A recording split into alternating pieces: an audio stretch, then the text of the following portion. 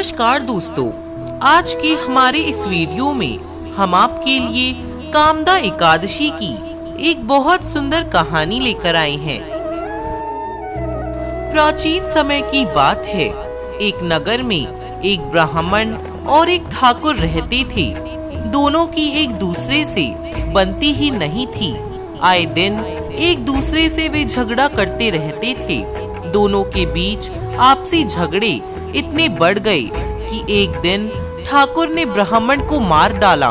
उसके इस कृत्य से उस नगर के ब्राह्मण काफी नाराज थे। उसे अपने किए पर बहुत ही पश्चाताप होने लगा। बाद में उसने ब्राह्मण की 13वीं करनी सोची तो ब्राह्मणी ने उसके यहाँ भोजन करने से इनकार कर दिया।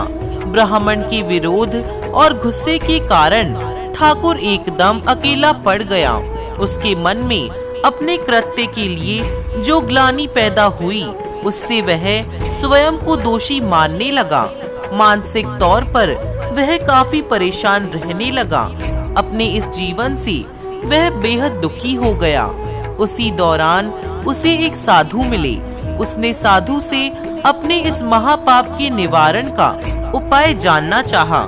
तब उस महात्मा ने उसे कामदा एकादशी का महत्व बताया और उसे कामदा एकादशी का व्रत करने का सुझाव दिया।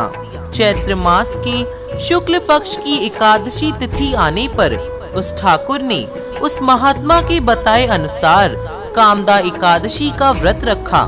कामदा एकादशी के दिन जब वह भगवान विष्णु की मूर्ति के पास सो रहा था, तब उसने एक स्वप्न देखा। उसमें भगवान विष्णु ने उससे कहा कि हे ठाकुर, तुम इस व्रत के प्रभाव के कारण ब्रह्म हत्या के पाप से मुक्त हो गए हो। ब्रह्म हत्या के अपराध बोध से मुक्त होकर उस ठाकुर ने कामदा एकादशी व्रत के महत्व को लोगों को भी बताया। कामदा एकादशी का व्रत करने से व्यक्ति के सभी पाप नष्ट हो जाते हैं। विष्णु लोक में उस व्यक्ति को स्थान प्राप्त होता है और उसकी अन्य सभी मनोकामनाएं पूर्ण होती है।